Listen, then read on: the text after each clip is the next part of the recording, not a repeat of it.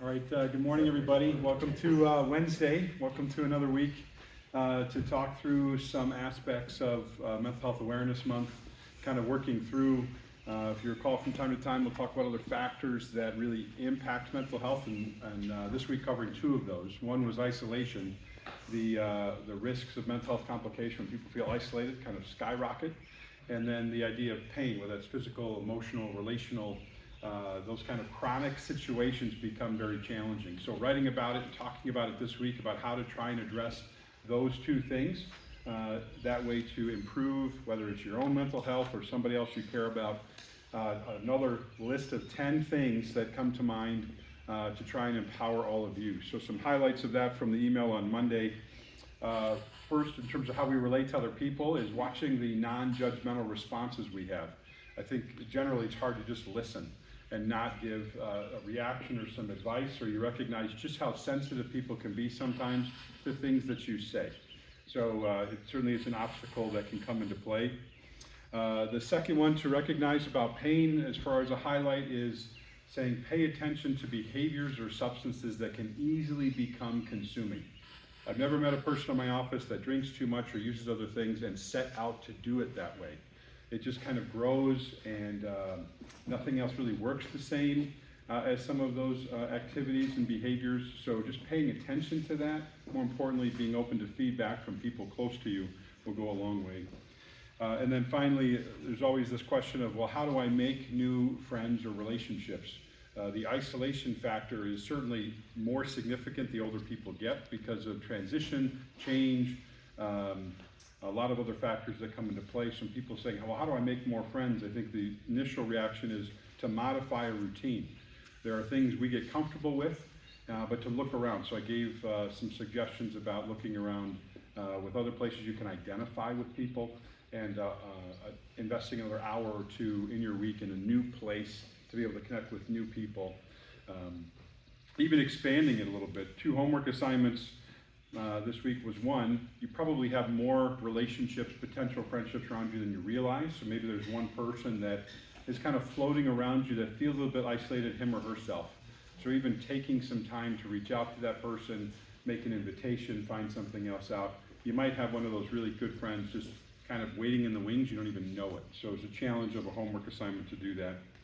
And then this idea of reconciliation, the pain, relational pain that comes into play, is an opportunity to say, take a look at a second chance. There are relationships that people have had to set boundaries for, or they're distant with, maybe they've forgotten about because they haven't revisited it in a while.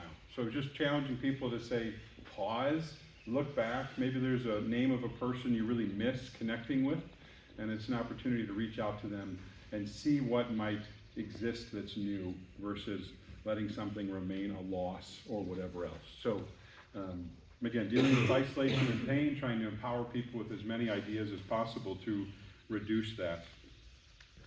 But coming off the weekend as we explore this, obviously we remember, hopefully we all remember, that Sunday was Mother's Day. And so just talking about an article I came across that talked about the worst Mother's Day gifts that can be done. This was a survey that was carried by a photo upload place that creates gifts. They asked some questions, so reading some highlights on this.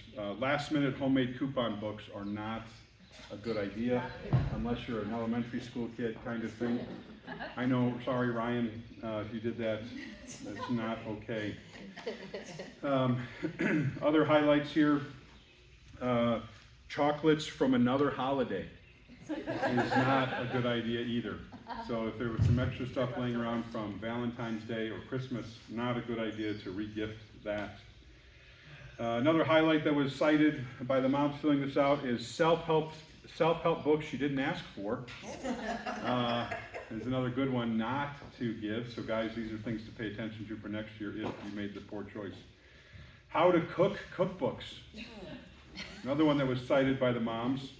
15% of moms did not like that one coming. It's kind of a top one. Number 2 was cleaning supplies. Anything related to cleaning, 30% of moms said that would be a bad idea. And the number 1 thing was weight loss products was not a good idea for Mother's Day as it came into play. So I'm not sure what happened to the men or husbands who did 1, 2, or 3, but Those are some interesting things, because those are real gifts that people tried and moms had to shoot down. Anyway, so coming off Mother's Day, hopefully you all had a good Mother's Day, and now we only focus on Father's Day for the next many weeks, right? Oh, boy. I'm just kidding. I'm just kidding. Can you please give us that top 10 list in advance? That's right. Topic for next week. Back to these topics of friendship, kind of this first question for us is, if someone asks you where to make a new friend, what would you come up with? I wrote on Monday about some suggestions I have. What if somebody asked that of you? What would come to mind for you to help them get connected with somebody? It's a tough question, isn't it? Somebody did, and I invited her to book club, and she came. Okay? Sticking with your routine, an opportunity to get connected, have community, book club's a good one. Other ideas? If someone asked that question of you, what would you say? Well, my girlfriend wants to get into biking more, and I sent her a thing about a biking thing going on. She asked me if I wanted to do it, and I was like, no, I hate biking, but here's a good place to meet people. That's right. Or maybe you could go biking with her once or twice to help her Yeah. get connected, and then back up when she's connected with others. I want to be around people. Katrina doesn't need new friends. That's right. Things to be thinking about, right? It's not an easy question to ask. So that's what I was trying to do this morning, just to have some thoughts to that. Second one was, when you're in any type of pain, what is your most preferred environment to be in to sort it out? So whether you've had a terrible day physically, like, oh, my back is killing me, all right? Or it just was a day where you got chewed up and spit out for whatever reason, relationally, something else. When you are in pain, what's the environment? Where do you go? What's the place to feel better, right? Thinking of healthy choices, not the local bar with, 2-for-1 margaritas kind of stuff, because it slides in. Again, not against alcohol at the wrong times and the wrong amounts. So what's a healthy place? What's an environment to go to deal with that pain?